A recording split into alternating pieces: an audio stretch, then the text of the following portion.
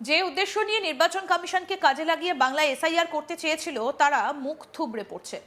তাদের ষড়যন্ত্র সর্বতোভাবে ব্যর্থ।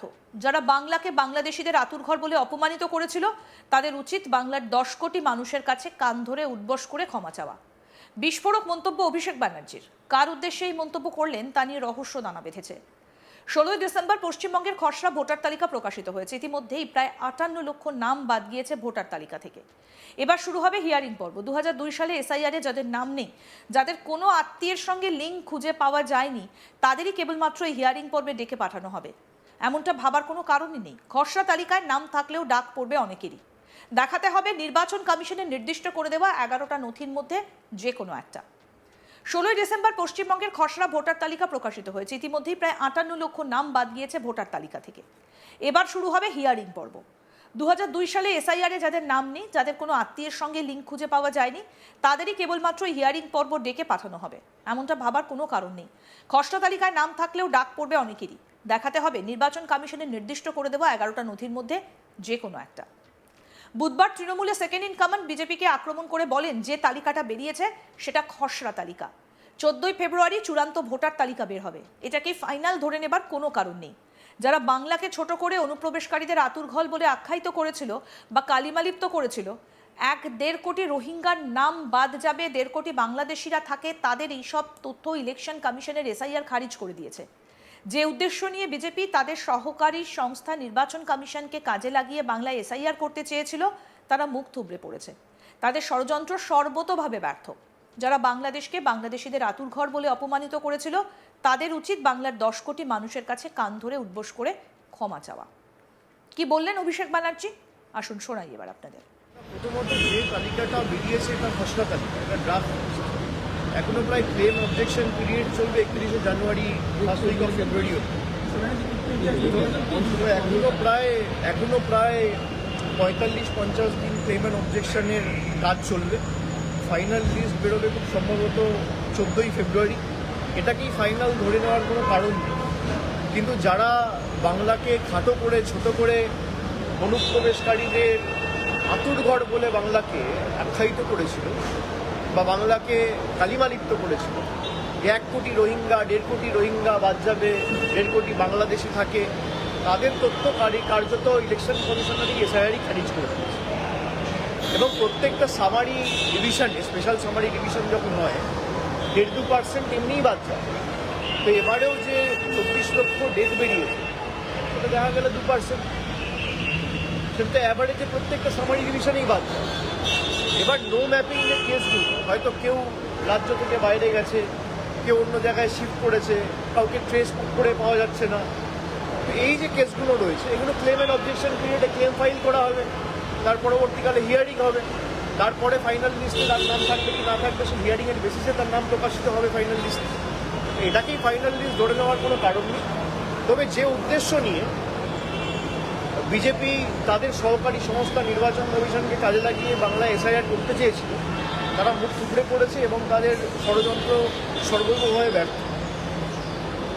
এবং বাংলাকে যারা অপমানিত করেছিল বাংলাদেশিদের আতুরঘর বলে, তাদের উচিত জনসমক্ষে এসে কান ধরে বাংলার 10 কোটি মানুষের কাছে ক্ষমা চেয়ে ভারতবর্ষের কাছে অন্ততপক্ষে বাংলাকে বদনাম করার জন্য কান ধরে উঠবস করে ক্ষমা চাওয়া।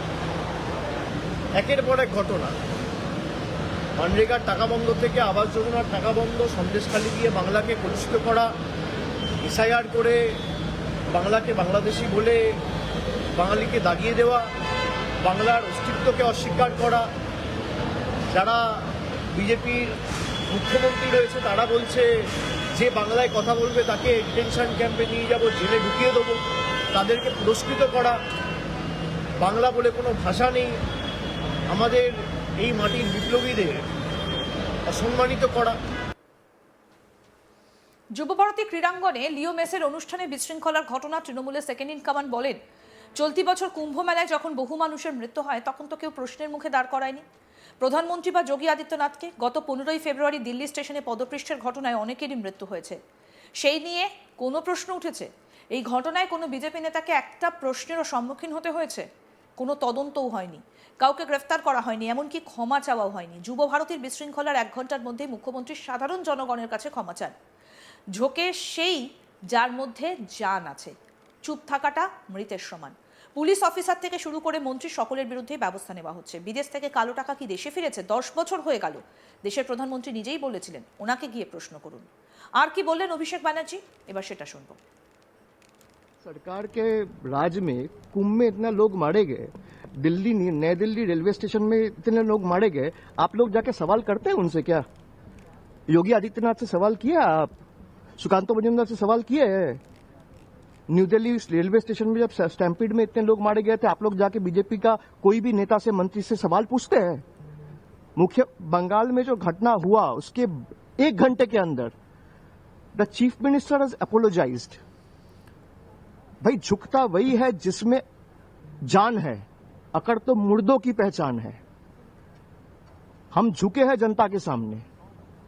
जिसके ऊपर आरोप है उस पुलिस ऑफिसर से लेके स्टेडियम का जो मैनेजमेंट का टॉप पोजीशन में है उससे लेके मिनिस्टर से लेके सबके खिलाफ एक्शन लिया जा रहा है।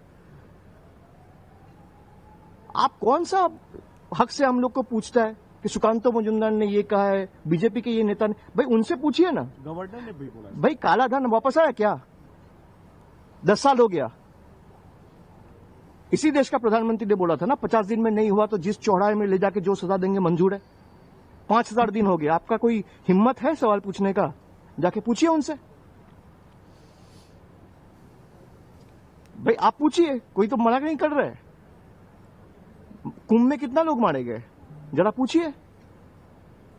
एक माफी भी मांगा, इंक्वायरी कमीशन छोड़ दीजिए, अरेस्ट छोड़ दीजिए, सब छोड़ दीजिए।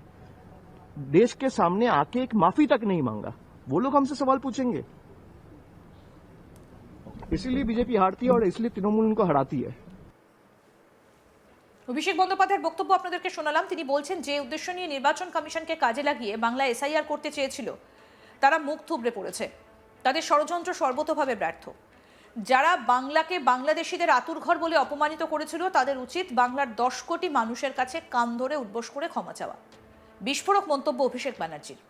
কার উদ্দেশ্যে এই মন্তব্য করলেন সেটা নিয়ে কিন্তু রহস্য দানা বেঁধেছে। 16 ডিসেম্বর পশ্চিমবঙ্গের খসড়া ভোটার তালিকা প্রকাশিত হয়েছে। ইতিমধ্যেই প্রায় 58 লক্ষ নাম বাদ গিয়েছে ভোটার তালিকা থেকে। এবার শুরু হবে হিয়ারিং পর্ব। 2002 এর এসআইআরে যাদের নাম নেই তাদের কোনো আত্মীয়ের সঙ্গে লিঙ্ক খুঁজে পাওয়া যায়নি, তাদেরই কেবলমাত্র হিয়ারিং পর্বে ডেকে পাঠানো হবে, এমনটাও কিন্তু নির্বাচন কমিশনের তরফ থেকে বলা হয়েছে। এবং সেটা নিয়েও বক্তব্য রেখেছেন অভিষেক ব্যানার্জি। আরও আপডেট পেতে দেখতে থাকুন আজ তাক বাংলা। সাবস্ক্রাইব করুন, নোটিফিকেশন পেতে বেল বাটন অপশন প্রেস করুন।